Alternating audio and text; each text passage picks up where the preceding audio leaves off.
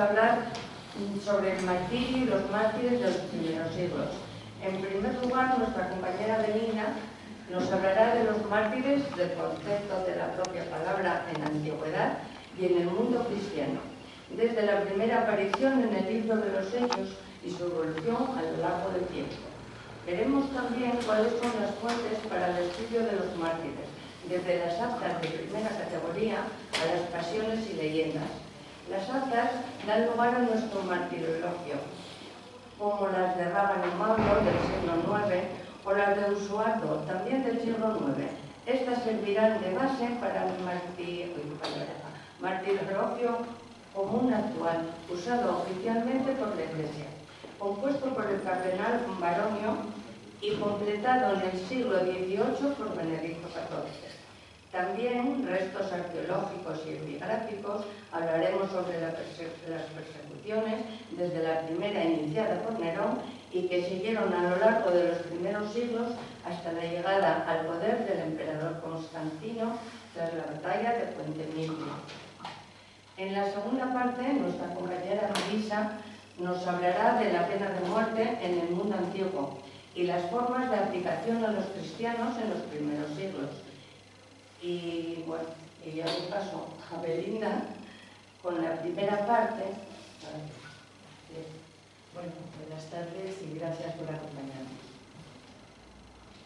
Les voy a hablar sobre el concepto de la palabra mártir, que procede etimológicamente del griego mártir y significa testigo. Para nosotros tiene una connotación religiosa referida a aquella persona que muere, a veces torturada por su fe. San Agustín aclara, refiriéndose al término, y lo que en latín decimos testes, en griego se dice mártir, y matiza. No hace al mártir la pena que padece, sino la causa o motivo por que padece. Según el Concilio Vaticano II, el martirio es una gracia que se puede desear o pedir, pero hay que estar dispuestos a confesar a Jesucristo en cualquier momento o circunstancia, concediéndole a Dios a quien considera digno de ella. Lo corrobora Benedicto XVI en la audiencia general del 11 de agosto del 2010 a la pregunta ¿de dónde nacía la fuerza para afrontar el martirio? Y afirmó que de la profunda e íntima unión con Cristo, porque el martirio no es el resultado de un esfuerzo humano, sino la respuesta a una iniciativa y una llamada de Dios.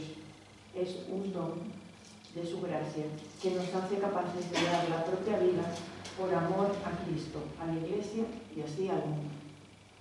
El término aparece por primera vez en el libro de los Hechos, referido a los apóstoles como testigos de todo lo que habían observado en la vida de Cristo y como testigo que podían ser llamado a declarar bajo pena de muerte. A partir de ahí se definió así a todos los que fueron perseguidos y asesinados por no renunciar a su credo. Y en ese sentido ya emplea San Juan a finales del siglo I. Solamente eran mártires los que entregaban su vida. Los que habían sufrido cárcel y torturas, pero no fueron ejecutados, se denominaron confesores de la fe. Aún así, la terminología es muy flexible hasta el siglo III, y es el obispo Cipriano de Cartago el que desdobla el término y hace notar la diferencia. Aunque se llamaron mártires a varios obispos, sacerdotes y laicos vivos que habían sufrido torturas o habían sido condenados a las minas. Tertuliano, uno de los padres de la Iglesia del siglo II, escribe que la sangre y sacrificio de los mártires es la semilla que lleva a la conversión de los demás. La era de los mártires no estuvo exenta de problemas y obligó a la propia Iglesia a enfrentarse a dilemas teológicos. ¿Qué hacer con los cristianos que renunciaron a su fe para salvar sus vidas? Estos fueron denominados laxi y supusieron un problema que se agravó especialmente durante la persecución de Décimo. A la muerte de este, numerosos cristianos que habían apostatado pidieron volver a la Iglesia. Hubo posturas enfrentadas y la cuestión dio lugar incluso a los cismas donatista y novacionista. La vía adoptada por el Papa Calixto y posteriores fue ofrecer el perdón con condiciones. Y en el sínodo de Cartago se fija la penitencia y el proceso a seguir para su readmisión, dependiendo que se habían sacrificado o quemado incienso ante los dioses paganos o el emperador, si tenían un certificado de haber apostatado o incluso se habían entregado a las autoridades objetos sagrados, escrituras o habían delatado a otros cristianos. La Iglesia Católica reconoce 3 tipos de martirios. El martirio blanco, aquellos que son perseguidos por su fe y deben vivir su vida con valentía y sufrimiento en el nombre de Jesús, sin necesariamente ser asesinados. El martirio verde, los que manifiestan su amor a Dios sometiéndose a ayunos y privación, en soledad y retiro, lejos del contexto humano para sacrificarse por su fe. Y el martirio rojo, el de los santos mártires propiamente dicho, que aceptan la tortura y la muerte por amor a Cristo. ¿Cuáles son las fuentes para el estudio de los mártires? Primeramente, las actas de los mártires. Son el primer documento y contienen el testimonio de las audiencias procesales, a veces el arresto, detención y ejecución. Se redactaban dentro del procedimiento siguiendo la estructura del género judicial y se custodiaban en los archivos públicos, que eran registros cerrados, por lo que una vez ahí la sentencia era inalterable. Se podía consultar, ojear, tomar notas y transcribirlos, e incluso pagar por copias. Así los textos llegaban al público. A veces los propios familiares, redactaban a escondidas durante el juicio actas, con fórmulas menos precisas y detalles de tipo subjetivo a diferencia de las actas oficiales. Estos documentos de primer orden no superan la docena, según los investigadores, y se caracterizan por su brevedad, ausencia de elementos descriptivos y de elaboración, incluso en lo referido a la ejecución. La labor de los investigadores se ha centrado en determinar qué actas pueden considerarse auténticas y cuáles no, y los primeros estudios serios sobre el tema datan ya del siglo XVII. Los expertos concluyen que no todas pueden tenerse como auténticas y se debe discernir entre las que tienen valor histórico y las que no, por lo que las de la época medieval serán consideradas leyendas, fruto de la tendencia del pueblo a ver prodigios y maravillas en los documentos que hablan de las vidas de los santos. Aún así, son importantes por la información que proporcionan sobre el culto, la fiesta, el sepulcro y hechos posteriores a la muerte del mártir. Algunas tienen un gran valor histórico, otras tienen un estilo inclinado a lo maravilloso y a una redacción cuidada. Lo evidente es que las actas son el origen de las leyendas y pasiones. Composiciones de carácter narrativo sobre los últimos días y muerte del mártir y relatos tardíos con gran número de elementos fantásticos. Es decir, poner un límite entre unos y otros documentos, por lo que es habitual utilizar el término indistintamente. Su finalidad era el conocimiento del mártir y la lectura en su festividad para afianzar la fe con sus ejemplos. Se enviaban a otras comunidades y se expandieron por toda la cristiandad, de ahí su abundancia frente a la escasez de las actas oficiales. Tienen una serie de elementos comunes: los tormentos de toda índole, coloquios largos y fluidos con los jueces, incluso las mujeres y los niños, un lenguaje duro, citas de las Sagradas Escrituras, milagros en relación a los castigos recibidos, etc. Para aumentar la credibilidad y el autor se presenta como testigo ocular o cercano. Se utilizan episodios y hechos de otras pasiones y se incorporan elementos con el paso del tiempo.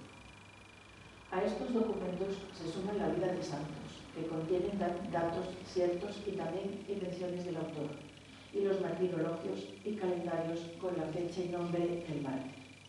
El resumen de la vida y martirio utilizados en las reuniones litúrgicas de conmemoración de los mártires, costumbre atestiguada desde mediados del siglo II. Posteriormente aparecen martirologios locales, calendarios con mártires de Oriente y Occidente y recopilaciones de vidas de santos ordenadas por meses. Se deben añadir como fuentes los testimonios de los propios mártires, que escriben diarios o cartas dirigidas a sus compañeros y comunidades para dar fe de lo que les ocurre y animar a sus compañeros. Sus sufrimientos personales crearon un tipo de literatura normal, emocionante y formativa con abundantes obras que se explican por la toma de conciencia sobre el significado del martirio. Ahí destacan Prudencio o Tertuliano y Eusebio de Cesarea, que reunieron actas de los mártires de las persecuciones anteriores a Diocleciano. En cuanto a los autores paganos ya del siglo II, se conservan pasajes de Plinio, Trajano, Adriano y también referencias en textos de Tácito, Suetonio, Luciano, Marco Aurelio, etc. Son muy importantes también los documentos funerarios, los epitafios escritos poco después de la muerte, aunque en los de los primeros siglos aparecen solo ciertos símbolos como el ancla y el pez. Destacan también las inscripciones referentes a la sepultura de los santos, comunes por la devoción que despertaban y que dan lugar a oraciones e invocaciones piadosas para pedir su protección. Merecen especial interés las compuestas por el Papa Dámaso para conmemorar a los mártires de las catacumbas y con detallada información arqueográfica. En cuanto al arte cristiano, las primeras manifestaciones de principios del siglo III están en las catacumbas y tienen en parte temática e iconografía pagana. La iconografía, especialmente martirial, no surge hasta el siglo IV y representa especialmente el triunfo del mártir y el recibimiento de la corona. Los restos arqueológicos, como catacumbas, mausoleos, monumentos, cementerios, etc., proporcionan el contexto espacio-temporal y permiten el estudio comparativo entre las distintas partes del imperio y distintos momentos históricos. Ahora vamos a hablar de las persecuciones en el cristianismo. El cristianismo se expande a lo largo de los siglos I y II y se hace notar por su negativa a adorar a los dioses oficiales y a hacer sacrificios al emperador. Adora a un dios desconocido, superior a los dioses paganos, que habla de una vida eterna. Cada emperador tiene plena competencia para llevar su política en relación a la religión oficial y la tolerancia con ellos muertos. Y no hubo ninguna hostilidad hacia ellos hasta los años 62 y 63, con el cambio de Nerón y el incendio de Roma. Él necesitaba un culpable y encontró a los cristianos, y así lo recogen autores como Suetonio y Tácito. Atacando a los cristianos y estoicos, eliminaba adversarios y complacía a las masas.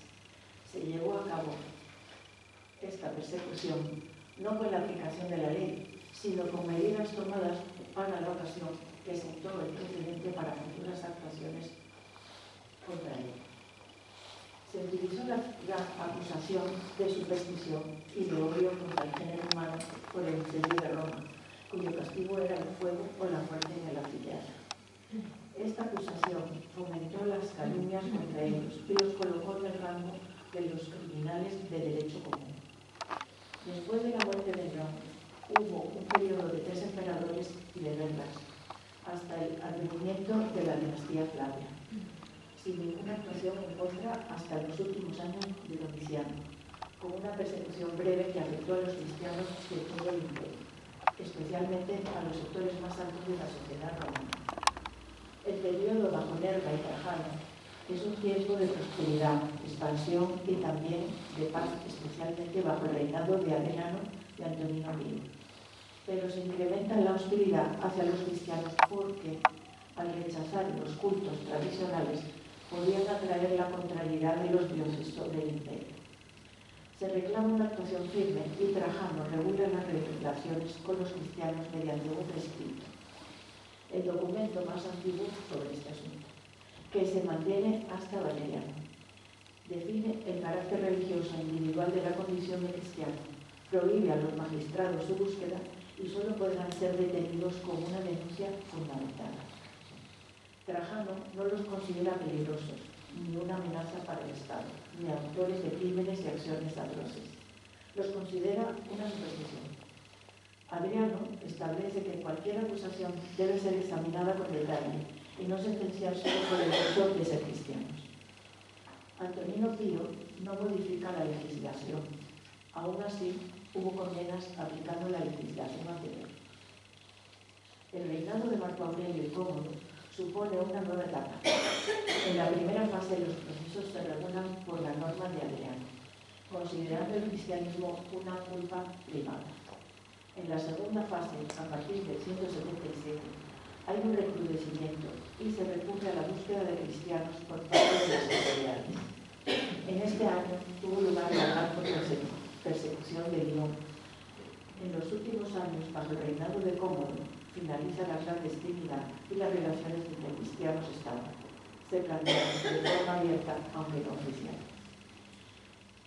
Esta situación, en la que alternan condenas según las antiguas leyes con periodos de no beligerancia, se prolonga bajo el reinado de los severos y sus sucesores hasta Valeriano. Con Maximiano todo cambia. Atacó principalmente a la cabeza de la Iglesia, clérigos y doctores que propagaban la palabra de Dios, las guerras y las rebeliones impidiendo que la persecución se extendiera por todo el imperio. Tras un breve periodo de tranquilidad, se produce un nuevo cambio con el emperador Decio, que desea volver a las antiguas costumbres de Roma, y en el año 250 decreta que todos los ciudadanos deben probar su fe en la religión oficial con sacrificios, en presencia de los oficiales locales. Los que se nieguen serán llevados ante la justicia. La persecución que se desencadenó fue la respuesta a las manifestaciones populares que exigían actuaciones contra los cristianos. El siguiente emperador, Valeriano, temía que los cristianos llegaran a puestos dirigentes y el imperio se cristianizase. Estaba firmemente decidido a acabar con ellos, un grupo ya muy numeroso, y lo intenta con los edictos. Valeriano fue el primero en no acusar individualmente, sino a toda la colectividad, a toda la estructura de fieles e iglesia, y a partir del 257 impone el cierre de los lugares de culto, confisca los cementerios y lugares de reunión, destierra a obispos, presbíteros y diáconos, a lugares vigilados, y amenaza con la muerte a quien desobedezca. Un año después ordena la muerte de todos los eclesiásticos arrestados con anterioridad y de senadores y caballeros romanos cristianizados, después de despojarlos de su dignidad y de confiscarles sus bienes. Galeno deroga estos edictos, restituye las propiedades confiscadas y hace del cristianismo una asociación lícita de derecho, no solo de hecho. La situación vuelve a cambiar cuando Diocleciano fomenta la recuperación del culto y la religión tradicional y reanuda la intransigencia y la persecución contra los cristianos. Se produce una depuración en el ejército y en el servicio imperial, fijando la obligación de sacrificar a partir de cierto rango. Impone la destrucción de propiedades y quema de escrituras, y la obligación de sacrificar y hacer libaciones a los dioses, a los clérigos y a todos los cristianos. Con la marcha de Diocleciano y el advenimiento de la segunda tetrarquía, la situación fue distinta en Oriente y Occidente. En Occidente, Magencio devolvió a los cristianos la libertad de culto desde el 306, también en los dominios de Constancio Cloro. En Oriente, sin embargo, la persecución continuó hasta el 313, con intervalos cuando Constantino firma el Edicto de Milán, donde se imponía un cierto concepto de libertad religiosa. Durante los 3 primeros siglos, como hemos visto, los cristianos sufrieron crueles persecuciones y fueron miles los hombres y mujeres que entregaron la vida hasta el triunfo de Constantino en la batalla de Puente Milvio, que acabó con la persecución religiosa. Aún así, los historiadores John Fletcher y Alfonso Ropero Versosa afirman que ha habido más mártires en el siglo XX que en el conjunto de los siglos anteriores. Gracias. Muchas gracias. Buenas tardes y muchas gracias a todos por haber venido. Vamos a hablar sobre la pena de muerte en la antigüedad y su forma y aplicación en relación a los cristianos. La pena de muerte ya está atestiguada desde el cuarto milenio, pues en el mundo antiguo el delito tiene un carácter de impureza colectiva y la pena espía y purifica a grupos sociales. En la Roma primitiva, en el ámbito privado, el paterfamilias imponía su orden sobre su esposa, hijos y esclavos. Para otros crímenes, la venganza es un derecho del Estado, situación que se mantuvo hasta la época imperial, cuando se tipifican nuevas figuras delictivas de delitos políticos, de derecho común e indisciplina militar. En el primer grupo estarían los actos contra el Estado y, por tanto, contra el emperador, por los que fueron imputados los cristianos, además por delitos relacionados con la magia y la adivinación o reuniones secretas. En cuanto a la religión, no existe legislación específica, ni el crimen religioso como tal, aunque los magistrados debían profesar la religión oficial, pero con la divinización del emperador y su culto se mezcla lo terrenal y lo divino, lo que sirvió de excusa para la condena de muchos mártires. Ante la condena, los cristianos ofrecían un espectáculo novedoso, como el menosprecio de la muerte e incluso gozo, a tal punto que conseguían el reconocimiento y conversión de algunos paganos. Su actitud provocaba también mayor desprecio y contribuyó a toda clase de acusaciones, desde atentado contra el Estado a canibalismo o cualquier comportamiento salvaje. Las condenas más graves eran la crucifixión, la hoguera y las bestias, que ocasionaban una muerte lenta y dolorosa. Las detallamos a continuación. La crucifixión, utilizada en Persia y en casi todos los pueblos bárbaros. En Roma se reservó a esclavos, piratas y ladrones, y en el imperio a las clases bajas y a sospechosos de introducir o practicar cultos extranjeros. El condenado era fustigado y cargado con el instrumento de suplicio, al menos con la viga transversal, llamada patíbulo.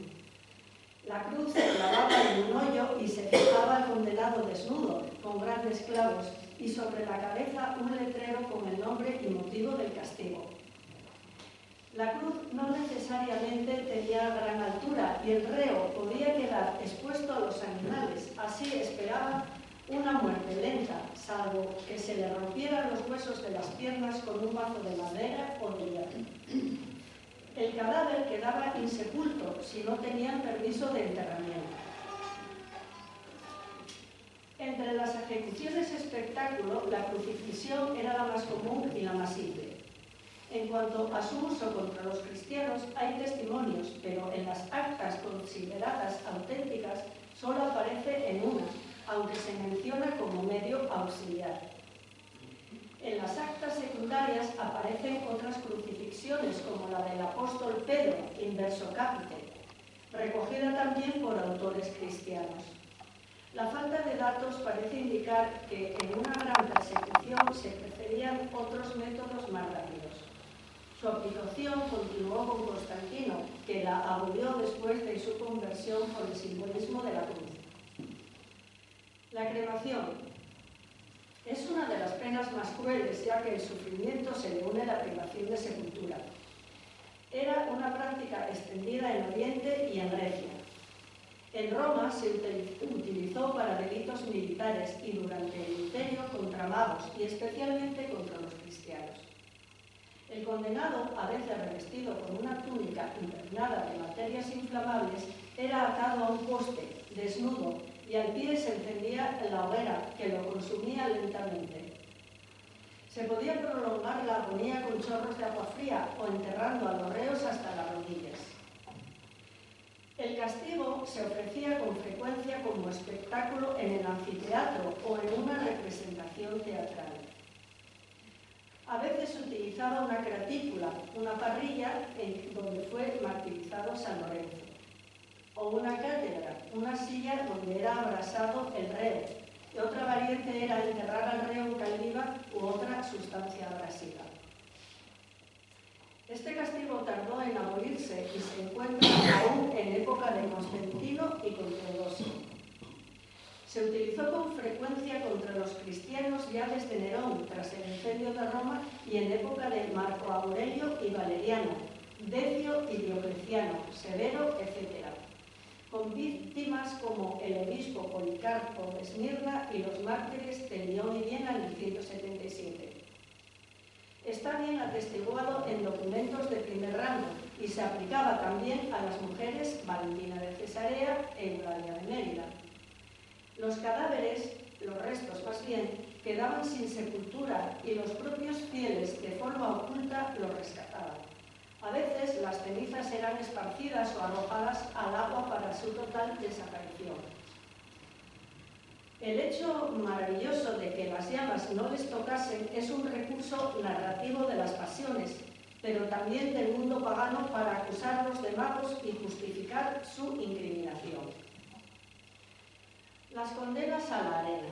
La sociedad antigua gustaba mucho de espectáculos violentos y los romanos lo tuvieron como una forma de castigo que pronto se extendió a las provincias y fue un elemento importante de martirio. Los espectáculos se realizaban en el circo y cuanta más variedad ofrecían, más valorados eran. San Agustín los condena en su obra De Civitate Dei y en el 316 Constantino los suprimió. La condena de los cristianos a estas penas supuso una novedad, porque ninguno sabía combatir y ninguno quería hacerlo. Simplemente salían a la arena vestidos como personajes mitológicos y esperaban el momento de perder la vida. No hay excesivos documentos sobre su condena masiva a los juegos de gladiadores, seguramente porque no eludían el castigo y deslucían el espectáculo. Cosa diferente es la condena a las fieras, en la que hay que distinguir dos modalidades. Los venatores, que iban equipados, entrenados y podían defenderse e incluso salvarse, y los que eran atados a un poste, sin armas, expuestos a animales hambrientos.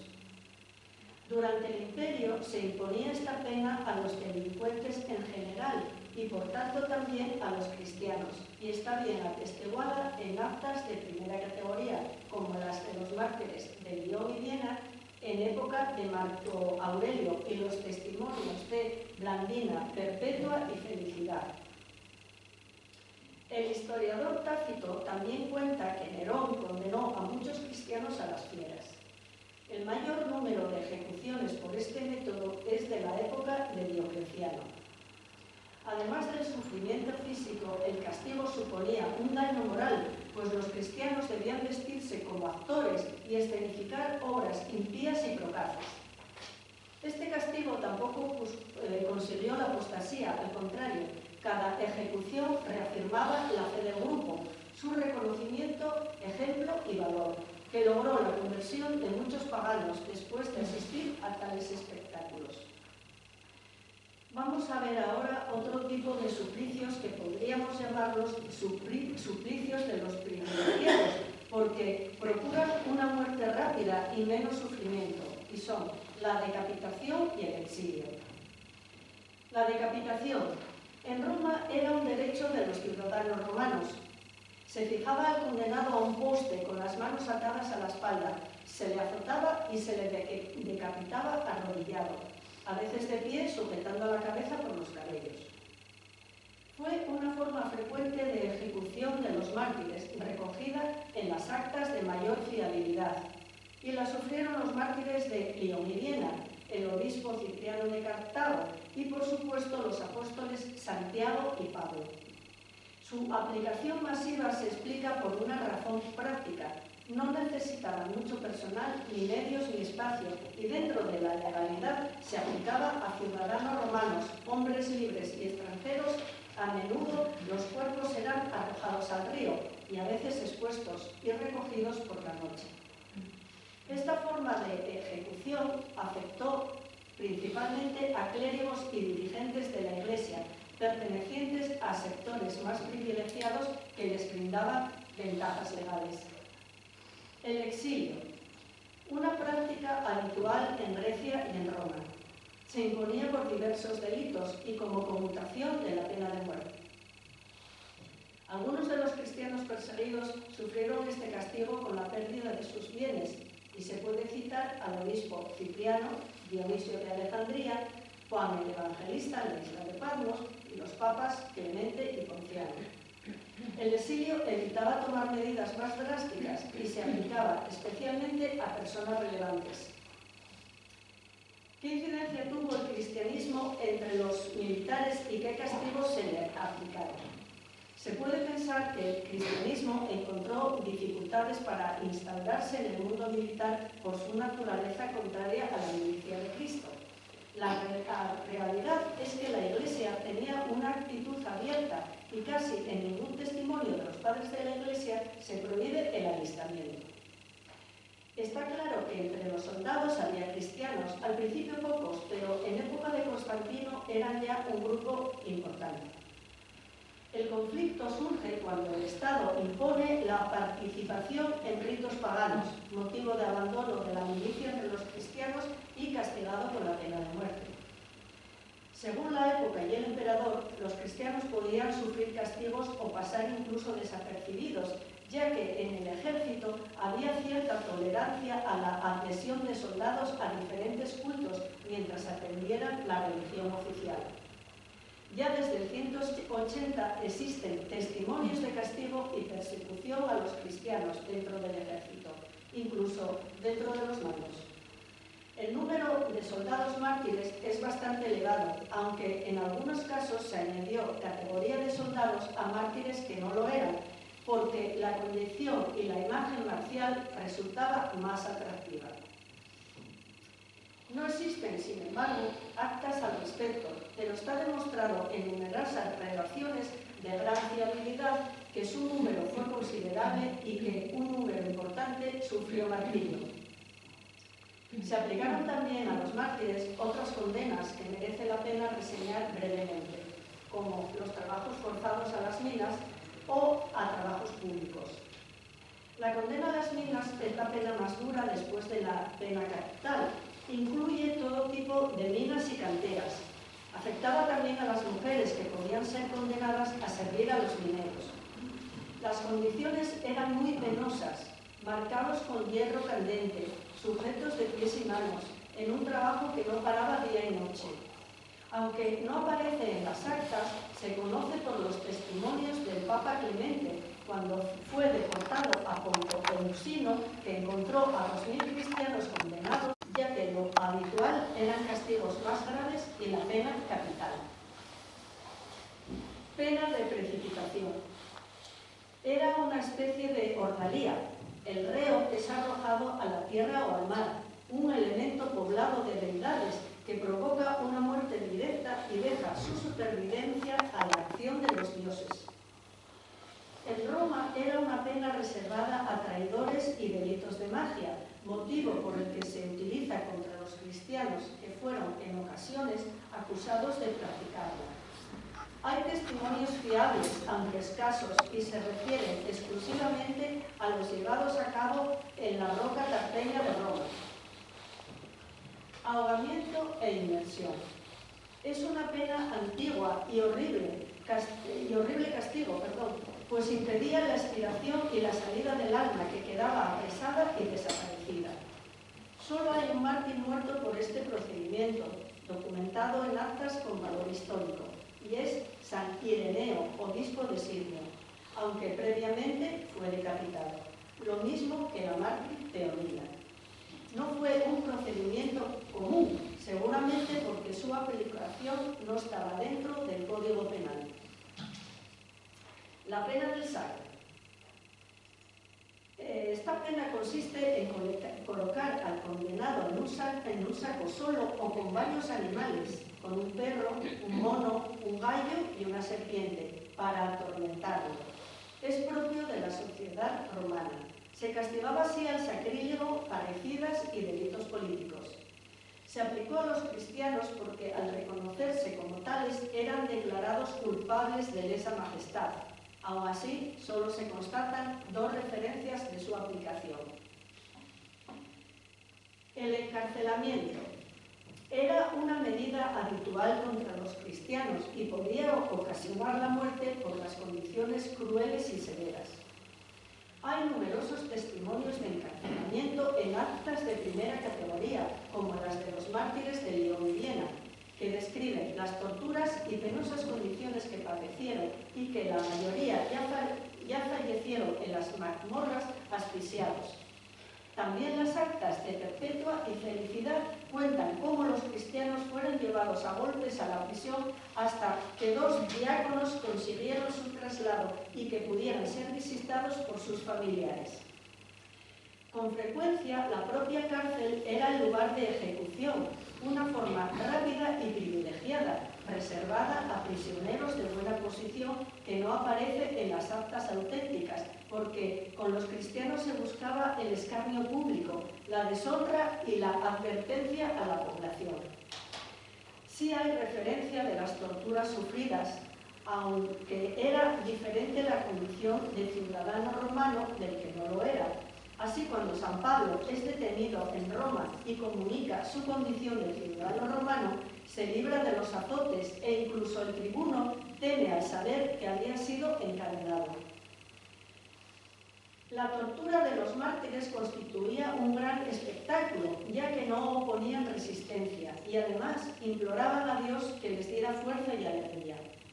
Esta tortura podía incluir mutilación, fracturas, flagelación, sustancias abrasivas sobre el cuerpo y otro tipo de torturas desconocidas que se inventaron para obligarlos a sacrificar a los dioses paganos. De todo ello ha quedado constancia en las actas martiriales y en las obras de los escritores. Y por último, mencionar otras condenas menos usuales, como la lapidación, que aparece en el Antiguo Testamento para adúlteros, blasfemia, idolatría y deshonra a los padres. En Roma se considera un acto popular y colectivo al margen del derecho. Son escasas las referencias sobre su aplicación a los cristianos, aunque sí hay testimonios valiosos en las actas de Máximo y otras de menos credibilidad. No hay que olvidar el caso de San Esteban, aunque estaría enmarcado en el ordenamiento judío, no en el romano. San Esteban fue el primer mártir cristiano. Envío lupanar. En el mundo antiguo, antes de ser ejecutadas, las jóvenes eran violentadas por el verdugo, ya que no se podía ejecutar a una virgen. Por esta razón, la condena a lupanar o a ser violada antes de la ejecución se aplicó a las jóvenes cristianas, lo que suponía un doble martirio que atentaba contra su pudor y virginidad. Las actas recogen con frecuencia la intervención divina que evita el cumplimiento de la pena. Hay una acta valiosa que se refiere a la mártir Irene. Fue enviada a una mancería bajo vigilancia. Nadie se acercó para deshonrar a la joven, que fue finalmente ejecutada en la hoguera. Es un tipo de condena muy referenciado en los autores cristianos y en la literatura posterior, que sirvió para remarcar el modelo de virtud en las mujeres, sus cualidades y el valor de las primeras cristianas. Los mártires sufrieron también, como complemento a sus condenas, castigos humillantes de exposición, como paseo público en total desnudez y suplicios singulares de especial crueldad, como los aplicados en época de Diocleciano a algunos mártires de la Tebaida, en Egipto, que fueron atados a árboles podridos o introducidos en la piel vacía de un animal, o encadenados, cubiertos de miel o barro, bajo el sol, a merced de los insectos. Y el sufrido por Plotino, obispo de León, que fue arrastrado atado a la cola de 2 caballos. A la ejecución se podía añadir aún otro castigo, que era la privación de sepultura. Fue una de las situaciones más penosas porque impedía el descanso del cuerpo y las ceremonias funerarias. Muchos mártires encargaban a sus amigos enterrar sus cuerpos o comprarlos, e incluso pagaban a su verdugo por adelantado. Para los cristianos, la obligación de enterrar a los muertos era un deber religioso, una obra de caridad y misericordia. Aunque lo que resucita el alma es el cuerpo, el cuerpo es un receptáculo, y aún pesaba mucho la mentalidad pagana. ¿Cómo podría producirse la resurrección si no había cuerpo? La Iglesia primitiva luchó mucho contra esos arraigos para erradicarlos, y San Agustín recuerda: todo lo que hiciesen a sus cuerpos muertos en nada les afecta, ¿O hay que volver a la opinión de que los insepultos no van a poder atravesar el río infernal? Lejos esto de la fe cristiana. Dentro de los ejemplos acreditados están los mártires de Lyon y Viena y documentos que lo acreditan en otros lugares. Algunos autores indican que la decisión de impedir recoger los cuerpos se debe al deseo de obstaculizar e impedir el culto de los mártires, su difusión y la devoción a sus reliquias y restos. Yo por mí y ya estoy. Ahora paso a Rosa. Gracias a vosotros. Yo quiero decir que todo esto que acabamos de oír creo que nos queda a todos un poco lejanos y pensamos que algo así no puede volver a ocurrir. Pero si leemos Lucas 21:12 veremos que los cristianos siempre serán castigados y aunque no estén en los mártires, esta palabra se me gusta, eso. Sí, también los mártires de forma cruenta en Asia, en África, impidiendo que ejerzan su fe, incluso a veces con violencia en Nicaragua. Pero aunque no estén y siguen estando, sigue habiendo mártires, como dije. Voy a leer esto porque se me había olvidado. Pero al igual que los primeros, muy mal, pero al igual que los primeros apóstoles mártires, atestiguaron con su sangre la verdad de lo que oyeron y proclamaron, así los mártires posteriores y actuales constituyen un testimonio de la verdad de su fe. Y hasta aquí nuestra charla. Gracias a todos y ahora, si os parece, podéis dar vuestra opinión sobre lo que oísteis o lo que queráis. Bueno, yo sí quería decir algo para cerrar ya. Yo creo que hay tres cosas muy importantes en todo lo que hemos visto. En primer lugar, el tema del castigo, la pena y la ley. Nuestro derecho viene del mundo romano, ¿no? Por lo tanto, el delito es algo que se comete contra la comunidad también, ¿no? En el derecho penal. Por eso, cuando alguien comete un delito y es castigado y ya sale de la cárcel, decimos ha cumplido con la sociedad, porque de alguna manera pues, ha pagado su pena frente a la responsabilidad colectiva. En el mundo romano, cuando se aplica la ley a los cristianos, es digamos, la primera vez, por decirlo de alguna manera, seguramente habría habido más anteriores, que se aplica una persecución, una pena con unos decretos, con unas leyes ad hoc, es decir, expresamente para castigar y perseguir a ese grupo. Ahora mismo en nuestro mundo, en el mundo de ahora, se está hablando mucho de que se quiere quitar la ley, el tema de la acusación particular. De alguna manera también pues, es privar al pueblo de ese derecho que tiene a exigir el cumplimiento de la ley y a restituir a la sociedad digamos que la mancha que produce. Hay otra cosa también muy importante, que es que en el derecho romano las mujeres eran seres bastante inexistentes, es decir, en privado el padre familias era dueño de la vida de su esposa, de sus hijos, de sus esclavos. La entidad pública no existía, por eso hay muy poca literatura en relación a cuestiones jurídicas que tengan que ver con las mujeres. Las persecuciones a los cristianos en realidad las igualan, las equiparan, por eso Marisa ha mencionado siempre las actas que se refieren a mujeres, porque ahí consta cuál era su delito, ser cristianas, ¿no? Pero ahí consta que las han castigado y que han sido igualmente crueles con ellas que con los hombres, es más, con una pena añadida que es esa pena de lupanar o de, de ser privadas, ser violentadas en su pudor, ¿verdad? ¿Sí? Y también, nosotros estamos acostumbrados un poco a la literatura martirial más agiográfica, ¿no? Lo que se llama la leyenda áurea, que sale pues, en la Edad Media. El gran hacedor pues, es un clérigo llamado Baraccio, que entonces es una literatura muy llena de prodigios y de cosas maravillosas, ¿no?